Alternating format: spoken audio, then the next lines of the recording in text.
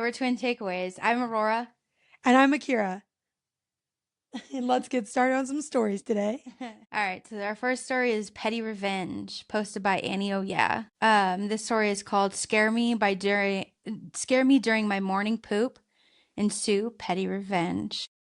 My lovely boyfriend works in office and I work from home.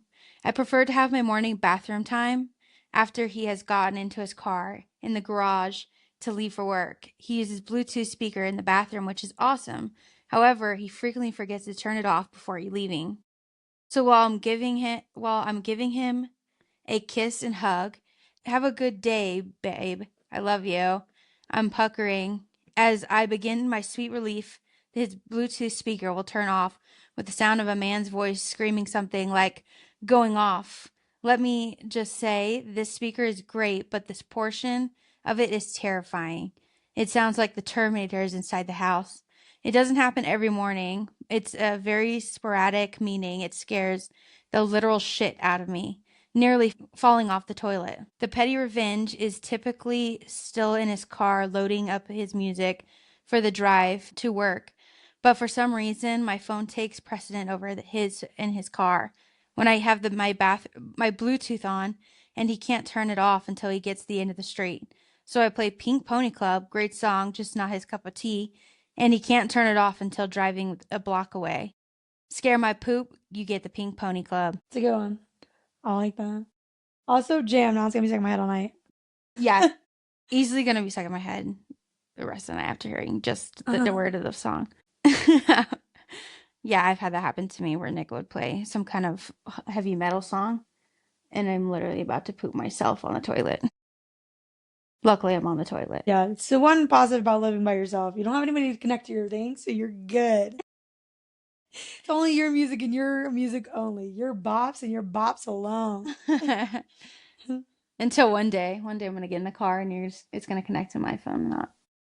That's true. I have gotten in the car and your phone's connected, and then it's just blaring something. Or your Alexa Yeah, that just randomly likes to play music. that too. I That guess too. worse things. Yeah.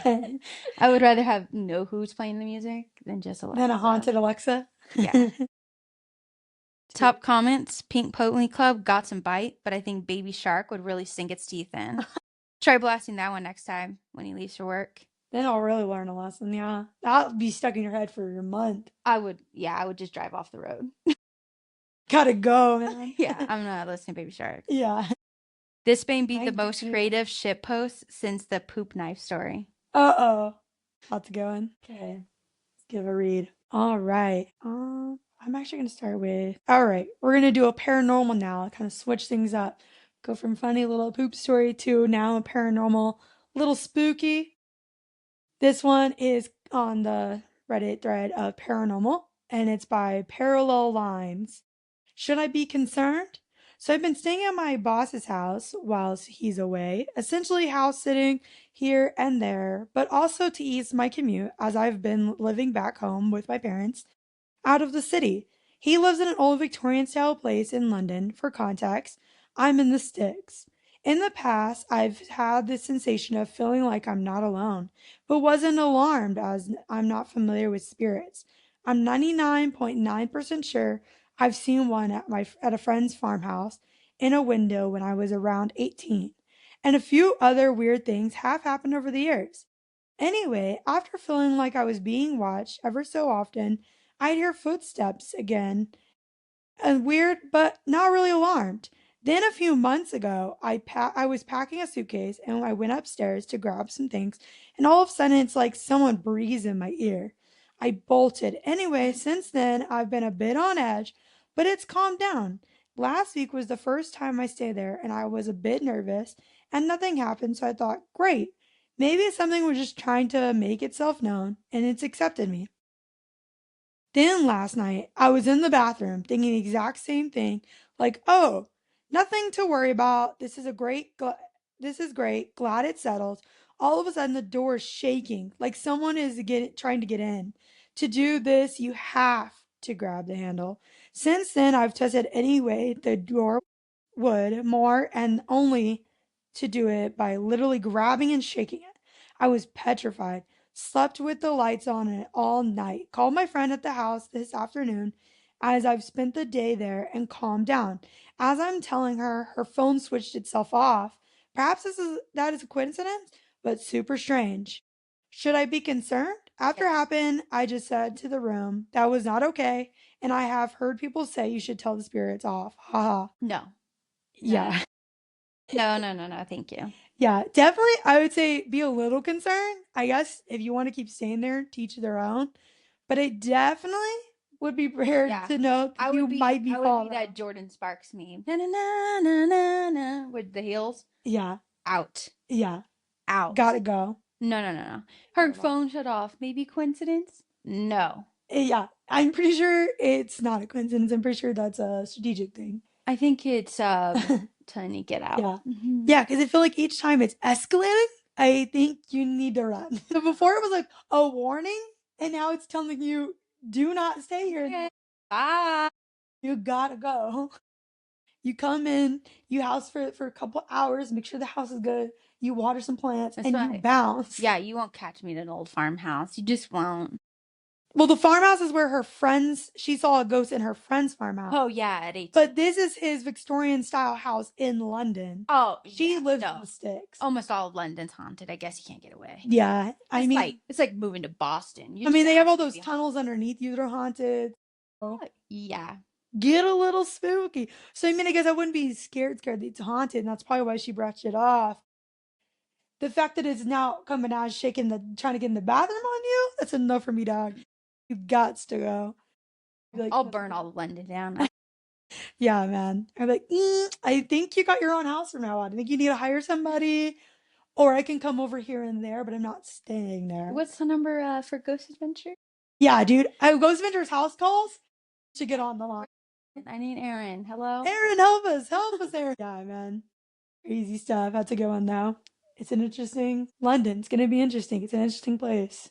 A lot of good haunts. Good haunts, scary haunts. I don't know. It depends on your vibe. Yeah, I'll take a ghost tour. I don't need to live in it. Exactly. Don't want firsthand experience, Thank but I don't want to you. hear about it.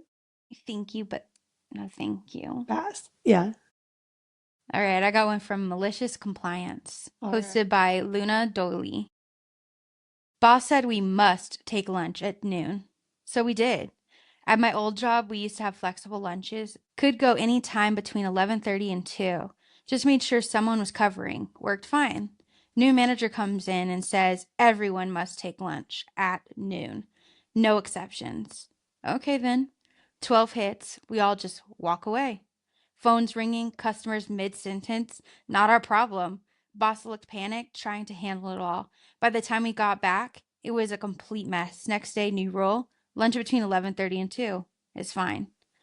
Oh, so back to normal? Yeah, me too. Just mid-sentence. I couldn't imagine. It's 12. Gotta go. Someone's just like, yeah, can you help me with... No, sorry, it's lunch. That is wild. I would so do that though. Noon. We're heading out at noon. I'd be like, Yeah. gotta go. Yeah, I'd have an alarm for noon. As soon as it goes Yeah. off, hang up on everybody. Yeah. I'd be grabbing phones from coworkers and just hanging them up for them. We gotta go. Sorry, it's It's noon. noon. He said noon. Cut it. It's noon. It's time. Exactly. Top comment. The lesson here for new managers is don't make any changes for a while. Whatever the reason for the previous person leaving or the position opening, let the inmates run the asylum for a bit. Learn their habits, their abilities, their commitments, their personalities, etc. Then use that information to adjust schedules, priorities, and responsibilities. Just sit back and observe for a while. Walking in and changing things in the first day/week just reeks of superiority and entitlement. Get to know the company and team before doing a thing other than figuring out where the kitchen and restrooms are. Exactly. Honestly. Yeah. Because what if there's somebody too, like I was on a meeting the other day and this lady was like, yeah, sometimes I just get less productive after lunch. So she's like, that's why I have lunch at like 2 o'clock. Because then you're like almost done with the day. Exactly. When you get those people, then they're like, cool, dude. All right. And then they go have lunch and then they come back and they're just like chilling the rest of the day. Like, okay. I'm the same way. Have a lunch. I guess I'm good. Yeah. My typing gets slower. my Yeah, reading gets slower. exactly. Yeah. But that's why when we work from home, we usually eat lunch around 1 to 2, Yeah, because you're close to the end of the day. So it's all good if you slow down a little bit. At least you got your good work done at the beginning of the day. exactly. So funny. All right. Now let's switch over to one of Best of Redditor updates. And this one is the time I effed up. Entire class decided to write letters to a prisoner. So this happened a long time ago. When I was 16, our school participated in an international baccalaureate program that allowed us to take some intense classes and finish high school with a lot of college credits. Even if you didn't complete the entire program, the courses were great college prep. I decided my junior year of high school that I would take IB French, which was completely immersive. Our teacher required us to answer everything in French. Want to go to the restroom? Ask in French. Have a question about the homework? Ask in French. She assigned the entire first chapter, first day of class, due the next day. Every exercise from beginning to end was 20 pages.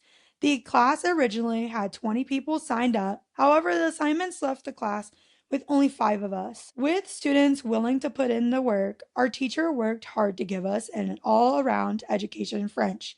We read French novels, watched French TV, discussed French history, and politics. Keep in mind, this is the late 90s. So the internet was not readily available. I also lived in central Appalachia. So just having the program was an amazing opportunity. But our resources were limited. She went above and beyond to give us work that was both hard and interesting. I remember reading Asterix and Obelix comic books in French, and I once had a scavenger hunt around the school in total French directions. Needless to say, my teacher was always trying a variety of ways to keep working on our French skills. One day she has us reading a French magazine for translation, I believe was Le Monde.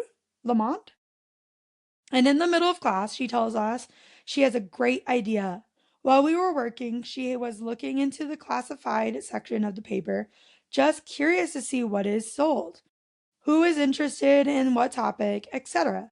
There, among all the want ads, was an advertisement for a Frenchman in maximum security prison in Colorado, looking for someone to write in French. His name was Maxim, and it gave us an address to write to. Wouldn't that be a great way to sharpen our French skills and writing skills? Here is where the 5 of us screwed up first. We all immediately got our papers and began writing to this Maxim. No questions asked. Now it wasn't complete stupidity on our part. We didn't give our full names or addresses, but mailed from our school, which admittedly isn't much of a cover for any of us since we are a very rural area and would it be easy to find us. But we write our letters, which I know dates my age. If you ever wrote letters to a complete stranger, the first letter is usually introducing yourself to the receiver, telling about yourself, your life, your family, which of course we did. Do you know what we didn't do? We didn't think that a guy in prison with the ability to place an ad in Le Monde could be that serious of a criminal. And at first, he wasn't. In the first letter, he wrote back that our teacher was an angel and our letters were a bright spot in an otherwise dark existence. He wrote about how lonely he had been without an opportunity to interact with his native language. He eagerly looked forward to our correspondence. So our little pen pal situation continued until Maxim decided that we needed to hear his tragic tale of woe. Keep in mind, we were high school students, so our translation skills were not professional, but I remember from the letter it went like this. Maxim was just a simple man. He arrived in America to gain the American dream. He began by running a business in exporting leather goods, but found that he needed connections to get his inventory into the country. Enter a partner who assured him he can get his cargo into America without too much delay with customs, of course. He had no idea this partner was running drugs. How could he? It wasn't until his business partner got raided that he discovered all the money had been getting from the partner just had to be laundered to in his export business. At least that's what the FBI explained to when he was arrested. So now our French class was in a dilemma. We had been writing this guy, and honestly, we hadn't given any thought as to why he was in Colorado. Still, we certainly hadn't thought we would stumble onto a mob money launderer who thought we were all angels and told us he would eventually get out in a few years. None of us really wanted to continue this. Luckily, school was finishing, and we all agreed that it would be best if we all conveniently forgot about all this. We also never told anyone. Not of some solidarity, but it didn't cross our minds that this was something our parents needed to know. Besides, our teacher knew. Who else needed to know? Our seniors year starts, and our IB French teacher comes in and asks which of us told Maxim her birthday. Blank stares all around. We didn't know her birthday. She tells us she got a birthday card from Maxim at her home address, which we also didn't know that either. But while our tiny Appalachian town didn't have extensive internet, apparently his prison did. Or at least that was the only logical conclusion we could come up with. To complete no contact with Maxim, and the rest of the year, we all dreaded the idea that he had the ability to find where we lived. I now teach at this school with the French teacher. We both marvel at the fact that she gave us the assignment of writing an unknown prisoner with no concern for our safety, and that we all, as students, willingly participated with these letters without telling anyone. So I learned just because the teacher says to do it, you might want to think about the unintended consequences of the assignment. So,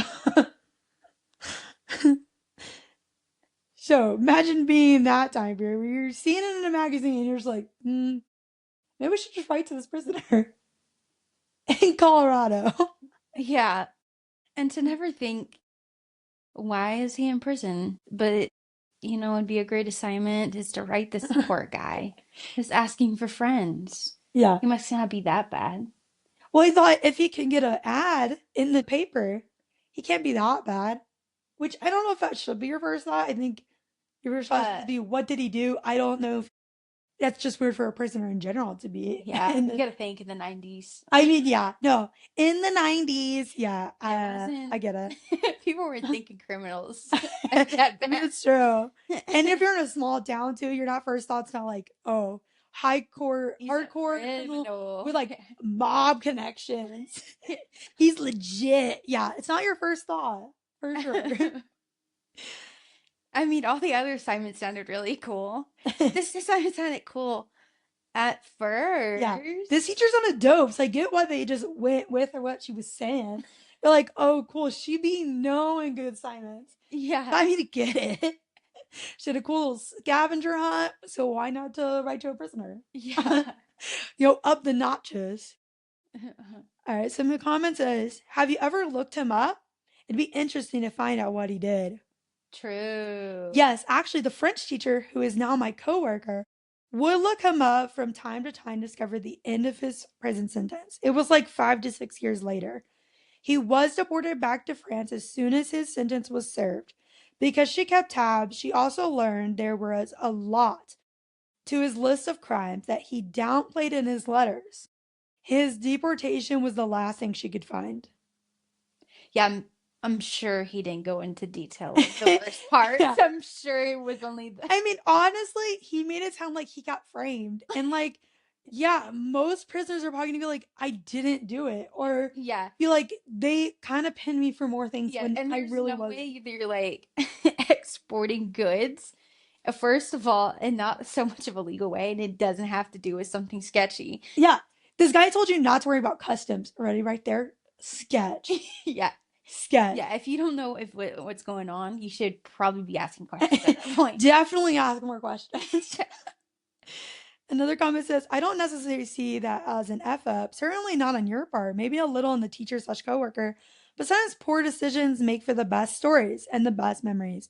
I graduated in 90. I'm a few years older than you, and I had an opportunity in 10th grade before the fall of Berlin Wall to go to the Soviet Union. With my social studies teacher, went so far as to get my passport, but he chickened out at the last minute. I still regret not going to this day. Sounds like you had an amazing teacher. Our F-up was not asking rather important questions like, how much do we know about this person? Or do you really think answering an ad in the back of a French magazine is a legit safe assignment? No hesitation, just acceptance. Then we all continued to write this guy. Even when his letters took a turn, we were afraid to change our behavior. So we kept writing, never telling another soul who our pen pal was. At 16, we were naive. It was a fun class when we weren't stressing out over the IB evaluation. I mean, yeah, overall, it would be it's a good story for later, for sure. Good time. That's the other thing too in the 90s is you're not thinking like, I mean, they thought the smart things. We're not giving their actual addresses. We're not giving full names. Hmm. You're not thinking this guy's gonna look up my whole school, specifically find my teacher, and like Yeah. send her a birthday card and stuff. Well, and you're thinking like, oh, if he finds a school, yeah, he probably could know us. But I mean, the teacher should be in a certain registration, at least in our when we were younger. Yeah, you could find the You could full always school find like directory, most of the teachers and on you the could, directory. yeah, you could find the students in the directory back Yeah, then. a lot I of the remember students those were in directories, directories, yeah, and you but could write and call your friends and stuff. And that's how we prank call people. yeah, So that's what I'm saying. Like you don't think through. yeah, you don't think through. But I'm like, this teacher was like, who gave him my birthday and stuff. I mean, birthdays is probably not the hardest. Well, I mean, beginning early ages of the internet, and they didn't really have it. I guess for them, it seemed like it would be hard to find. But I feel like that's probably not the hardest thing to find. But it's even easier to find her address. So that would make sense. He sent it Yeah, to her home because in the address. 2000s, yeah, you could get that. You could get any school directory online and find anyone. Yeah, And I don't know if they've done that. I don't remember them doing that in like high school or anything, so I don't think those are a thing anymore. I remember in the probably not 2000s. safe. Yeah, I remember in the 2000s, we used to prank call everyone off that school directory. Yeah, but that was before they. Now was ours was like printed out, but they also had in school, I think, too, website and They stuff listed for did. teachers. Yeah, you could look up your But class, school, and age, and yeah, but I'm like, they probably realize safety probably not the best to be putting these on the internet that shouldn't be on the internet. Now here is for an update. Now to some updates. So my coworker and I had a chance to talk today. I asked her if she still had Maxim's letter because I would love to read it again. She laughed and said she does have it somewhere, but she's not certain where. But as we were talking, she did have some things that I needed to clarify. So my memory wasn't what it used to be. She told me it was a French newspaper that we were reading called Francophone that was published in America. I did not have the ad right, but I did have the ad right. But he wasn't in Colorado, he was in prison in Oregon. And I knew the letter was long, but it was 8 pages instead of three. She said when she read the whole saga, she thought one of two things: either he was delusional or it was true. She remembered much of the information that I had already said, so the smuggling, drugs, arrest, all the same. However, she told me that she remembered he told her that before he was arrested, his wife and he were held hostage by a Colombian drug cartel for a year. Somehow he and his wife escaped, though she couldn't remember how that happened. It wasn't until they left the cartel that Maxim was arrested by American government. She did have an update on Maxim's current life. He lives in Israel now. She thought it had to do something with extradition laws, but that was a few years ago too. To be honest, I wrote the post because I thought I don't talk about this much, and telling of my tale would die in an internet void. I really don't anticipate all the responses. I didn't anticipate all the responses and interest, so thank you. But at the same time, I hope Maxim is well and doesn't remember our class. Otherwise, this will be a time I effed up by posting on Reddit about a French criminal who found me again. So that's it. Can you imagine if he did find him? A lot of people will find people from these stories, so you imagine if they did find him yeah, later. You were writing about me, and I remember your class, and it was great that they all wrote to me at one time. yeah. If I would be that teacher, like keep tabs because his life sounds like interesting.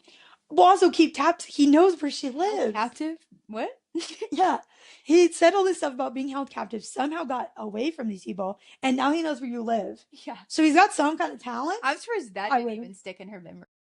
Yeah. And his wife were held captive. Yeah. Dude, that's a telenovela right there. I would, yeah, Well, I I would don't still know be if, keeping a track of his story. yeah, I couldn't tell if it was in his original letter or if that was from the letter maybe she got for her birthday. She said that she remembers him saying it, but that doesn't mean it was in the original letter of the school. I don't know. I could be wrong. He could have just told her for her birthday. Happy birthday. Let me tell you the story about me and my wife getting away from these people. You never know. Maybe it was the original because she said she thought it was 3 pages, but she said 8. Yeah, And so it just or maybe she didn't show them all of that. maybe because Maybe she she only only gave them 3 pages. I mean, or she gave them all, and they're not professional translators, like you said. They're high schoolers. That's true. She knows the language. So some of these pieces, she could have just been like, Yeah. skip. You don't know what held Just kidding. hostages in Skip. Yeah, that would be wild. You know, help a little bit on being a teacher and be like, yeah, maybe that part's not appropriate. Because he probably could have said something crazy about how they escaped. And she's like, high schoolers, juniors, they probably can handle it, probably shouldn't. Then they might really know how much I messed up on making them write to his prisoner. Yeah. So, Yeah, I couldn't imagine. yeah. So my third story is from Two Hot Takes, which is also an amazing podcast with Morgan. Definitely recommend. Posted by MasterCare7557. Did I overreact by cutting off my friend after a girls' trip? Hey everyone, I, 24 female, am struggling with a situation that happened during a recent trip with my girls, and I need advice on whether or not I overreacted. Here's the context. I went on a trip with my friends, Mindy, 23, in a relationship, Stacy, 24, single, Missy, 26, in a relationship, and myself. We always explore the nightlife, so one night we went club hopping and met some new people, including a guy named Dan, 22, male.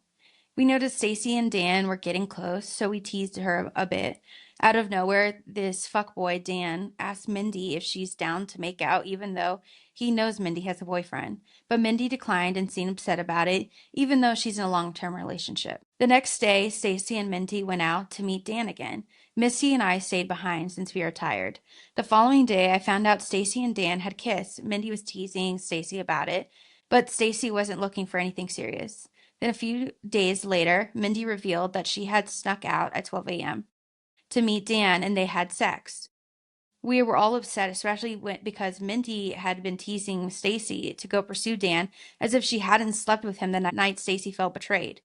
And we were all worried about Mindy's safety.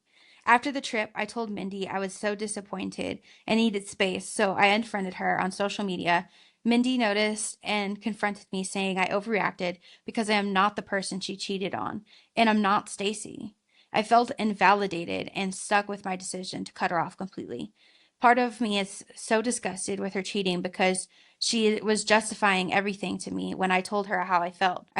It literally hurt hearing her downplay everything. Did I overreact, or was I just justified in cutting her off, even what happened? And then, also TLDR, 10-year friendship. Dang. Yeah, definitely justified. Because you can unfriend anybody for anything, any reason, first off.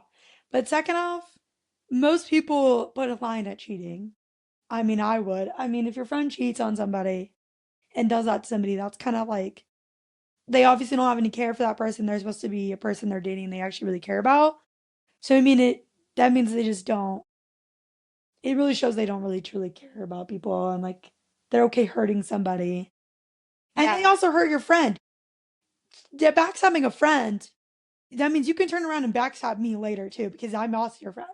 If you're okay hurting a friend too, you can hurt your other friends later. So, Yeah. To tell Stacy to keep going for him, knowing full well you were gonna go sleep with him, or you did sleep with him. I think she slept with him. And then and then came home the next day and was like, "Go, man." No, oh my gosh. So you're just what are you gonna do? Sleep with my boyfriend and then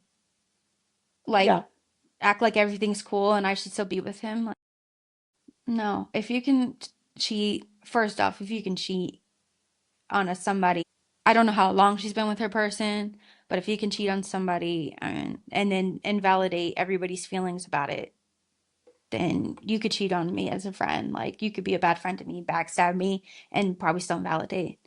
Facts. And also for her to invalidate your feelings and say that you can't be mad at her for like ruining a girl's trip with that situation. Yeah. Yeah. No, thank you. You can't invalidate anybody's feelings because anyone's allowed to feel how they feel. Yeah. You can agree with her, you cannot agree with it, but they're allowed to feel it. Yeah. You can't say, no, you can't feel that way and you have to still be my friend. That's not how it works. No. But also in this type of situation, you hurt another friend and you're another friend, you gotta pick sides.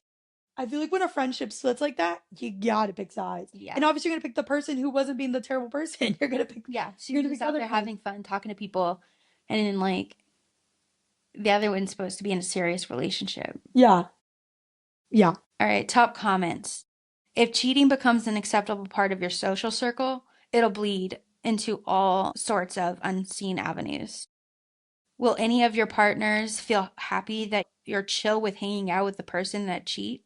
People are judged on the company they keep. No one is entitled to your friendship. That's true. People Not are wrong. judged on the company they keep. Yeah. Another one, she is a cheater on two fronts. She cheated as a partner and she cheated as a friend. Only a fool would think she wouldn't do the same to them. The fact that she is trying to justify her actions makes it very clear she absolutely will do it again. Your life is significantly better without people like that around. Facts. That's what I'm saying. She can always do it to somebody else in the group or even you. Yeah, because she's obviously fine with justifying her. Yeah, she's definitely going to justify her action later on and it doesn't hurt her. But that's true about the company you keep because that's like another story on Reddit with the sister who was covering for her sister who was cheating and her husband found out. And then her husband was mad at her for still trying to like defend her sister and stuff. Because yeah, if that seems like it's something that you're going to justify and you're going to be okay with, that means you're going to justify it if you ever do it. So your partner and stuff are not going to want to be in your life. Side question. Would you tell the boyfriend? I would. I'm a type of person that I feel like the person needs to know. I do too, but I mean, 10 years of friendship, I guess it depends. If she's really just, I would probably tell your boyfriend, or I'll tell your boyfriend. I mean, it's gonna be better coming from her, but she also would lie about it. But I Yeah. guess that's up to her. I I guess think I would probably force the hand. I don't really want to be the messenger. I wouldn't either. So I mean, I guess yeah. But at the same time, I may or may not be close to this boyfriend. If I'm not, I definitely would probably just do it and not interact with her anymore. But I guess if I'm friends with him, I guess I would probably try to make her do it first because then it would mess up our friendship. Shoot the Plus, if you're all messenger. really good friends, if you left the friend group and everyone else left the friend group, I mean, she has to explain to her boyfriend, well, why she has no friends. Yeah, while our friends dropped her. Yeah. Yeah. So I guess it's gonna come out one way or the other. Well, not necessarily. She can just be like, oh, they're all jealous of me because this happened on the trip and make up some crazy story. That's true, but It happens all the time on Reddit that people make up these crazy stories telling people of why people stop talking to them when really it's something totally different. true. So you never know. But yeah, I'd probably force the hand. I would, yeah, I feel like it's the easiest, it's the best way to go just because there's no blood on your hands in a sense. But they definitely need to. Shoots the messenger. Yeah, I they couldn't be the do. messenger. But I feel like this person does need to know. Yeah. True. So I feel like either way, they got to find out. All right. So this one is coming from the Reddit of Time I Effed Up. And it's called Time I Fucked Up by Forgetting My AirPods Were Connected During an Important Zoom Meeting. So this happened earlier today. I still want to crawl into a hole. I work remotely and we had a big Zoom meeting with several higher ups in attendance. I was just listening in, so I muted myself and decided to grab a quick snack from the kitchen. My AirPods were in, and I was still connected to the meeting while rummaging through my cabinets. Now, my dog has this habit of sneaking into the kitchen whenever I open a bag of chips, so as soon as I ripped open the bag, I whispered, "You sneaky little bastard, I see you." Except I wasn't whispering to myself. I was still connected to the meeting. I didn't realize anything was wrong until I heard dead silence followed by my manager saying, who are you talking to?" At this point, I froze. I checked my screen. Sure enough, the little green microphone icon was on. I panicked and blurted out, "Oh, my dog." Cue awkward laughter from a few people, but I could tell some of the higher ups were not amused. One of them dryly said, "Let's try to keep the side conversation to a minimum." The worst part, the meeting was being recorded for future reference. So now my little outburst is officially immortalized in the company history. And that is why I check 70 times the whole time. I always check. I'm on a meeting. I'm still muted. I'm still muted. Yeah. I'm still muted. If I am gonna talk to my My dog, I always check it and then I go, hey, guy. Exactly. I'm so nervous. And so sometimes nervous. I pet and talk to my dog while still looking at my screen. So I'm locking eyes with that thing to make sure I'm not being unmuted. Oh, I'd yeah. be nervous. That's why I always make sure my Zoom has like where I can see my photo because I'm always nervous. Even my camera's gonna come on. Yes. Oh man. Yeah. And Wait. like I love to give the thumbs up. There's nobody looking at me. I just like to give the thumbs up when I'm talking to people at meetings. And one day that camera's gonna be on. I'm just gonna in the Yeah. middle of the That's one meeting. of the bad things of working at home. You're always nervous something's gonna happen. That's like the other day I was on a meeting and like my screen with like my video thing was messing up because this company uses a weird thing. It's not Zoom, it's some other weird website that you video call together. And mine was messing up and I never hit my on camera thing. Luckily, I got dressed for this meeting just in case the cameras were on, and my thing was freaking out, and all of a sudden my camera's on. And I'm like, oh my gosh, which is not bad because I like, so my hair was nice, my outfit was together because I thought I might be on camera. But I'm like this trying to figure out why my computer's freaking out. So I looked crazy in the eyes, but at least I wasn't crazy. And luckily, the mute also undid in that moment. But luckily, I wasn't talking to myself in that moment about why it was freaking out still. Luckily, I was inside just in case it did come on. So it was okay. But that's my fear is having this happen. I don't even know if it was being recorded, but that'd be my fear of now. If it is stuck in their history of the work. Oh, man. But that's also why I keep my chit chat to a minimum in meetings. Yes. Same. I don't want my thing to come on. Luckily, I don't say. What did she say? Greedy little bastard. uh, you sneaky little bastard. I see you. Like that, but that would be a good one. Yeah, I try not to chat during my meetings online because I'm just nervous. Yeah. When I know there's like more important people, not just my team in a meeting, I probably won't say anything the whole time, even if it's on mute. I'll just... Yeah, yeah, especially if there was execs in there, I'd be frozen the whole time, straight silence, just in case anything. I would not eat a chip because I don't want that to accidentally happen. I don't want it could be coggle like Yes. no, thank you. Yes. I'm too nervous. I'm too nervous at home.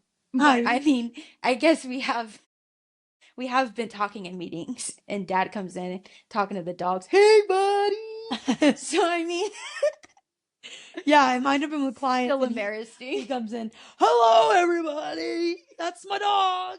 Yeah. I'm like, oh God, he's on here and I'm with clients. Yeah. Sorry, that's my dad. Oops. Whoopsie daisy. I think I had to like mute myself real quick in a meeting. And then I mute myself and then keep talking like it was just a Zoom glitch. Always pretend like it was nothing. You just ignore. Make sure they think they're crazy. Hey, fake it team. Yeah, the only time gaslighting might be okay. No, I swear nothing happened. I swear that might be on your side. That I think wasn't mine. Yeah, I heard it in my headphones too. Couldn't have been me. Maybe it's like the radio. You picking up the wrong frequency. I'm gonna be on a meeting with one single person. I'm like, pretty sure that was from your house. I don't even know. I don't even own dogs. Oh man. Some comments were, I would have been so happy to witness this in a work call, but I hope no trouble comes from your unfortunate mistake. Thanks. Hoping my boss has a sense of humor, or at least a dog. Anyone in that meeting who has ever had a dog will understand. Exactly. Yeah. I get it, but I'd be embarrassed. For meetings like this, management of your company should run the meeting with less control from participants if they don't want interruptions. Mute everyone in control who can unmute themselves. This sort of thing happens constantly in an uncontrolled meeting. So funny. That's true. Most people now, when you're on a Zoom, have it where it's like forced mute on everybody. And then you slowly unmute people as you want them to talk. Yeah. So it is weird they didn't have that. But so if they come at this guy, I'd be like, it's kind of on you. Well, worth it, yeah. Yeah. Yeah, because I have heard at work. I wasn't a part of this meeting, but I heard it in one of the meetings. Someone must have unmuted themselves and farted, and I was like, "Oh no, that's the worst fear." I'd be so embarrassed. And like the worst part is, they said that like because Zoom switches out, it swapped out. It's green. It's green around them. So you can't say it was me. Yeah. I mean, you could, but later everyone's gonna be like, dude, your video popped up. Yeah. I would have said, bless me, that was a bad sneeze. Sorry, it was my dog, dude. Man, my dog be crazy. That's my fear. When I'm talking, my dog farts. Because I do have a True. fear of that. Well, I think everyone hears my dog snoring in my meetings. Oh, yeah. I need to ask, but Yeah, I probably should check on that. Frenchies, I'm pretty sure everybody hears my dog snoring. Oh, man. But maybe at this point they just think it's like a back noise. Yeah. Maybe they're like, her fridge just runs really loud. She like next to the kitchen? She said she was by the kitchen. Maybe her fridge just runs that loud. And like for a long time. Like the whole meeting. And every once But then the next every minute she's once in a while not. it glitches and it's like Is it the ice machine or what's going on over there? All right, one last comment is I was on a weekly call with my sales managers. My cat began to rip a paper just out of reach. I thought I was muted, so I yelled, "Stop it!" Turns out I was not muted. I had to rim to one of our VPs talking to the group. Fun times. Yeah, pets. Pets. That's why I put my dogs in place and go, oh, shoot. Yeah. Although to be like, can we keep the conversation To a minimum. Everybody knows. It wasn't a conversation. Everybody knows. When you work from home, you gotta allow some leniency. You just have to say, "Can you please mute yourselves?" Exactly. And then move on. You don't have to be snarky about it. We all know we're all being crazy home alone. Exactly. So funny. All right, that's it. Another twin takeaways. Again, I'm Aurora. And I'm Akira, and thanks for listening today. Bye.